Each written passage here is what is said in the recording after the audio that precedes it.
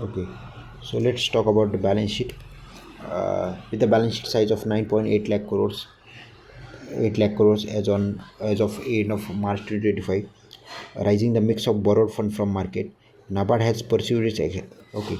So you must first know the base of a balance sheet size or balance sheet size of a standalone NABARD balance sheet size is 9.8 lakh crores as of in March 2025, rising the mix of borrowed fund from NABARD.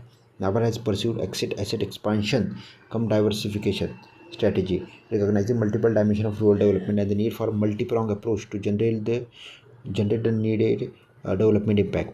Following the application of Basel III regulated framework to IFI from the 1st April 2025, and in fact, considering this or application of the Basel III norms, the CAR, that is capital to risk-weighted asset ratio or capital adequacy ratio, reached to 25 percentage, 24.5 percentage in the 2024-25. Then to safeguard the financial soundness of the RFI, NABARD is moving decisively towards the risk-based monitoring. The gross GNPA even from the decline in the gross GNPA to 5.3%. Okay, so this is of RRBs, not NABARD. Sorry. To safeguard the consolidated capital to risk weighted asset ratio of RRBs reach an all-time high of 14% and GNPA of 5.3%, which is lowest in past at India. Phase 4 of the amalgamation of RRB by the goal of one state one RRB. So 43 RRB were amalgamated into 28 amalgamates. So one state one RRB, more competitive and more stronger system of the RRBs in the country. Then momentous milestone of NABARD this year was the Gramin Bharat Mahotsav, a flagship development initiative that showcased India's rural entrepreneurship strength, cultural richness and diversity. It also showcased the GI registry and how the NABARD is supporting the GI products. So Gramin Bharat Mahotsav is a flagship development initiative that showcases India's rural entrepreneurship strength and cultural richness of the rural India. The event brought to the fore the wide range of development impact being generated by the NABARD at a grassroots level and displayed our deep commitment to realizing the vision of Vikasit Bharat with a prosperous rural India. So Vikasit Bharat with prosperous rural India. So the event brought the wide range of development impact by generating NABARD at a grassroots level, displayed our deep commitment to realizing the vision of Vikasit Bharat. In a dynamic macro financial environment, recognizing the growing expectation of the people from us to pursue aspirational development goals, NABARD will continue to adapt to the mindset of continuous learning and innovation. I take this opportunity to extend my gratitude to Government of India, RBI, all our state governments, our valued banking partners, RFIs, cooperative civil society organization, and other development collaborators whose trust and the partnership inspire us and guide our action. With our dedicated team, strong partnerships, I am confident that now we continue to drive transformational changes in the rural economy. Okay, so शायद बीच में का lecture record नहीं हुआ है.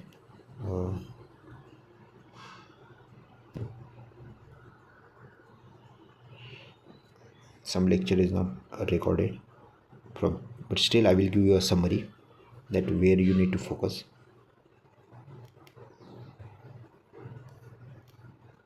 Okay,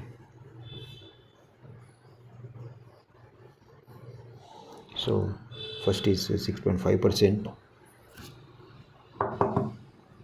6.5% GDP growth is there. 1 minute. 1 minute. So 6.5% GDP growth rate. Resilient GDP growth rate. India being the world's fastest major economy. There are several factors. There are several factors for this.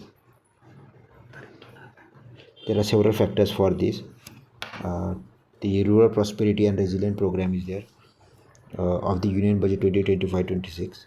Then the Apex Development Financial Institution for Agriculture and Rural Development.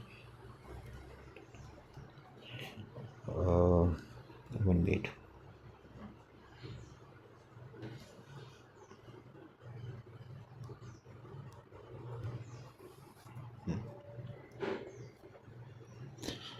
Okay, so you need to focus.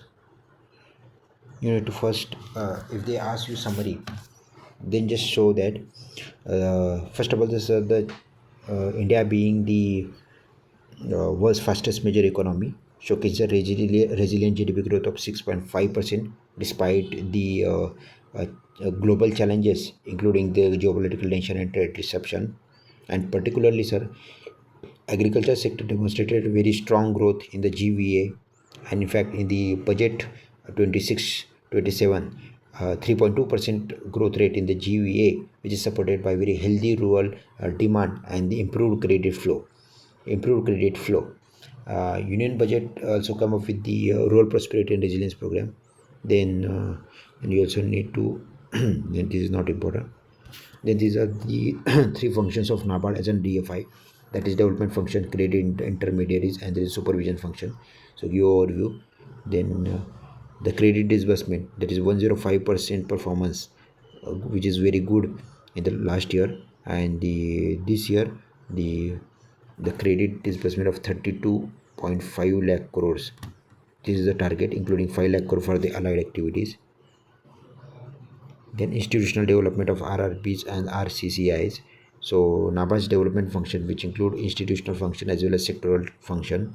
And here you need to mention particularly the Unnati Phase 2 initiative, which include PAX Accelerator program, or there is a computerization of the 63,000 of the PAX, or there is another initiative called PAX to MSC conversion. So direct financing is provided for the PAX to multi-service center conversion. And here there is a PAX Accelerator program Unnati Phase 2 initiative. Then for deepening the financial inclusion, NABARD promotes through its financial inclusion fund several self-help groups, FPOs, and joint lending groups. There is a self-help group bank linkages program, that means 2.1 lakh crores of loan were disbursed to the 55 lakh self-help groups. So this is important. Then for the FPO, they will ask you, there is a farmer producer, the FPO development fund is there, FPO development fund. Through the FPO development, NABARD has sanctioned financial support for 7,500 cumulative FPOs as of now. Then further, the rural MSME sector is there, that is off-farm sectoral development, is lie at the heart of India's inclusive growth story. Rural MSME and the MSME.